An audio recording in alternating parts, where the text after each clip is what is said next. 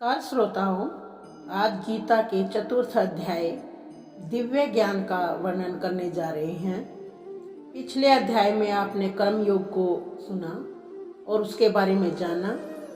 आज हम इस दिव्य ज्ञान का वर्णन कर रहे हैं जिसमें भगवान श्री कृष्ण ने कहा, मैंने इस अमर योग विद्या का उपदेश सूर्यदेव को दिया और सूर्यदेव ने मनुष्य के पिता मनु को दिया और मनु ने अपने पुत्र इक्ष्वाकु को इसका ज्ञान दिया था।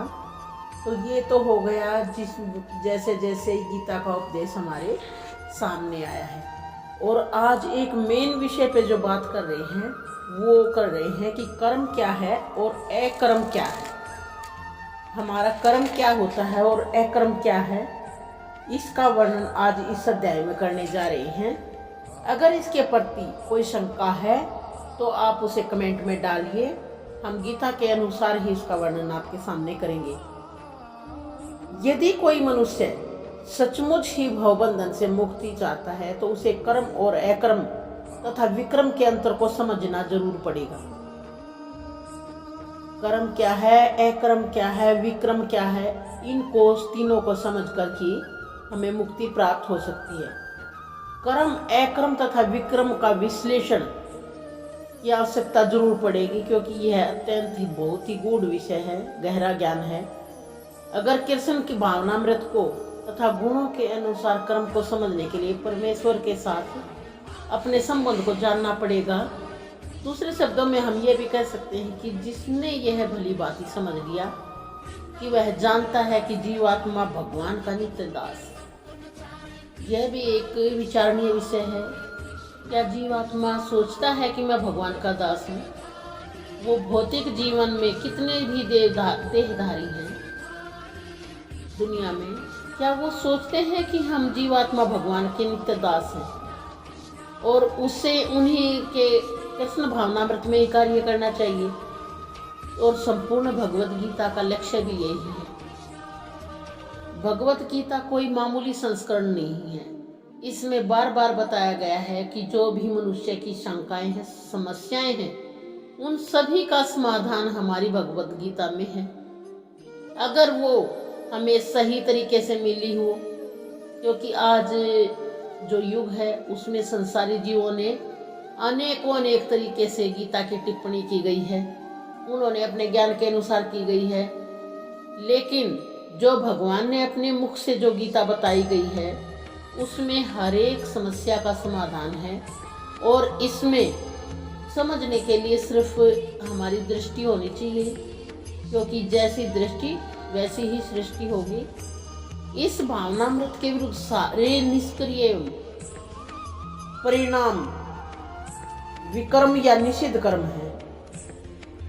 इसे समझने के लिए मनुष्य को कृष्ण भावनामृत के अधिकारियों की संगति करनी चाहिए, जिन्होंने कृष्ण की कृपा का रस पी लिया है। उन अधिकारियों यानी कि संतों, ऋषियों, महामुनियों के संगति करनी पड़ेगी। उनसे रहस्य को समझना होता है। यह साक्षात भगवान ने से ही समझने का समान है। जो ये साक्षात भगवान से ही समझने का समान है। अगर हम किसी ज्ञानी मुनि से भगवान कृष्ण के रहस्य के बारे में, अपने कर्म, अकर्म और विक्रम के बारे में जानते हैं, तो ये मान लीजिए कि साक्षात श्री कृष्ण ही हमें समझा रहे हैं। बुद्धिमान से बुद्धिमान मनुष्य भी मोहग्रस्त हो जाता है। कृष्ण भावनामृत में कार्य करने वाला व्यक्ति कर्म बंधन से मुक्त होता है और उसके सारे कर्म कृष्ण के लिए होते हैं। अतः कर्म के फल से उसे कोई लाभ या हानि नहीं होती। ये एक सोचनीय विषय है। क्या सच में ही किसी काम को करने से लाभ या हानि नहीं होती? वो होती है, परंतु जिन्होंने आत्मा और परमात्मा को एक करके मान लिया है वो अपने आप को कारण नहीं समझते। वो अपने आप को एक कारण शरीर समझते हैं, लेकिन उसका फल देने वाला नहीं समझते। उनको ये पता है कि हम जो कार्य कर रहे हैं, हम ये कार्य करने में ही समर्थ हैं, इसका फल देने में हम समर्थ नहीं हैं। तो वो ये नहीं मानते कि इसमें लाभ है या हानि है, फलतः वो अपना कर्म करते हैं, भगवान कृष्ण की ही सेवा में उस कर्म को मानते हैं और वो अपना कर्म करते हैं। फलस्वरूप वह मानव समाज में बुद्धिमान होता है जिसमें कृष्ण के लिए सभी तरह के कार्यों में लगा रहता है। जो कृष्ण का नाम लेकर ही सभी तरह के कार्य करता है, वही इस समाज में बुद्धिमान व्यक्ति है। उनके सारे कर्म कृष्ण के लिए होते हैं। एक कर्म का अर्थ है, कर्म का तो अर्थ ये हो गया कि जो भी हम कर्म करते हैं वो सिर्फ और सिर्फ अपने कृष्ण भगवान को, विष्णु भगवान को प्रसन्न करने के लिए करते हैं। उनके परिणाम से हमें कोई सरोकार नहीं होता। हम सिर्फ एक कारण शरीर हैं जिसके द्वारा हमारा वह कार्य किया गया है। उसका हानि या लाभ देना उस नियंता के हाथ में है। ये तो हो गया हमारा कर्म। और अकर्म का अर्थ है कर्म के फल के बिना निर्विशेषवादी इस भय से सारे कर्म करना बंद कर देता है। यानी कि अकर्मण्य हो जाता है, उसको कोई काम करना ही नहीं है। भय लगा रहता है कि ये अगर कार्य करूँगा, क्योंकि संसारिक जीवन में आप और हमारे साथ होने वाली घटनाएं हैं कि ये कार्य अगर मैं करता हूँ तो सफल होगा या नहीं होगा। अगर आज समाज में, आज संसार में इतने बड़े बड़े पूंजीपति हैं, इतने बड़े बड़े ज्ञानी हैं, विद्वान हैं, क्या उन्होंने यही सोचा होता कि अगर हम इस क्षेत्र में जाएंगे तो हमें असफलता मिल सकती है? इस डर से अगर वो आगे नहीं बढ़ते तो क्या भगवद गीता का ज्ञान हमारे पास होता? क्या आज जो पूंजीपतियों ने हमारे लिए जो सुविधा बनी हुई है, आज प्रत्येक चीज की हमारे जीवन में सुविधा मिलती है, क्या वो होती? अगर मनुष्य अकर्मण्य हो जाता, अकर्म करता, तो क्या वे चीजें हमें मिल सकती थी इस जीवन से? नहीं। तो बता दिया है कि सारे काम करना बंद कर देता है और कर्म फल उसके आत्म साक्षात्कार के मार्ग में बाधक न हो, किंतु सगुणवादी अपनी इस स्थिति से भलीभांति परिचित रहता है। ये इससे तीसरे भगत का बता दिया है कि जो है कर्म फल की इच्छा करना, कर्मों के फल की इच्छा करना उसके आत्म साक्षात्कार के मार्ग में बाधा डालेगा।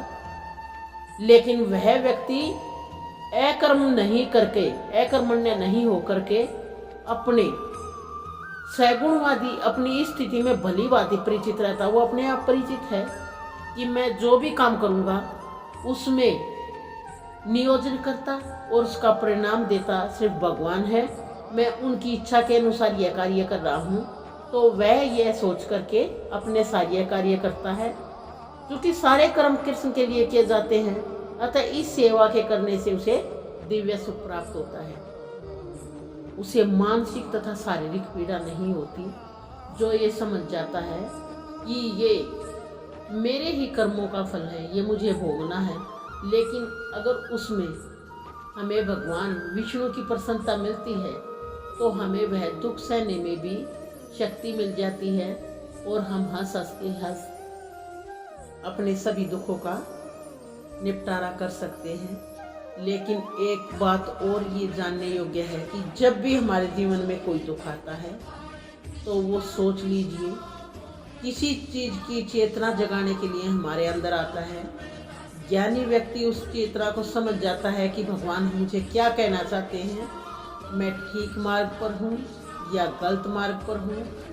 ये भगवान का संकेत होता है। अपने भगत को दुख देकर वो अपनी तरफ मोड़ना चाहते हैं, लेकिन अज्ञानी मनुष्य उन पर ही ये दोष देता रहता है कि ये भगवान ने मेरे साथ क्या किया, भगवान मेरे साथ कुछ भी अच्छा नहीं करते। जो दूसरे लोग हैं वो बिल्कुल भगवान का नाम नहीं लेते तब भी सुखी हैं, लेकिन मैं उनको खुश रखने का पूरा प्रयास रखता हूँ, मेरे को वो फिर भी दुखी रखते हैं। तो ये उनकी बहुत ही बड़ी भूल है, क्योंकि भगवान अपने भगत को दुख जब ही देते हैं। बहुत से मनुष्य का प्रश्न है, बहुत ही ज़्यादा व्यक्ति ये बात बोलते हैं कि मैं इतनी भक्ति करते हुए भी दुखी कैसे हूँ, क्योंकि भगवान तो किसी को दुख नहीं देते हैं। तो ये प्रश्न का उत्तर ये है कि ये उनका एक संकेत है कि तुम मेरी ओर बढ़ो। ये जो झूठा संसार है, यहाँ हम एक रोल प्ले करने आए हुए हैं। किसी को माँ का रोल, किसी को पिता का रोल, किसी को भाई या बहन का रोल मिला हुआ है। यह एक संसार है जो ये एक मंच की भांति है। हम इस मंच पे अपना रोल प्ले करने के लिए आए हुए हैं। लेकिन जब कोई भी कैरेक्टर फिल्म से बाहर निकलकर भी उसी दुनिया में खोया रहेगा, तो कोई हम फिल्म देख रहे हैं और अगर हम उस फिल्म को असलियत मान लेते हैं तो वो हमारे दुख का ही कारण होगी। क्योंकि जो भी कलाकार हैं वो पति पत्नी का या भाई बहन का जो रोल करते हैं, वो अपना कुछ समय काम करने के बाद अपने अपने घर को चले जाते हैं। तो हमारा भी घर निश्चय ही भगवत धाम है, उसी को प्राप्त करना है, आत्म साक्षात्कार करना है, जो हमारी चरम सीमा है, जीवन का लक्ष्य है। जय श्री कृष्ण, जय श्री कृष्ण, जय श्री कृष्ण।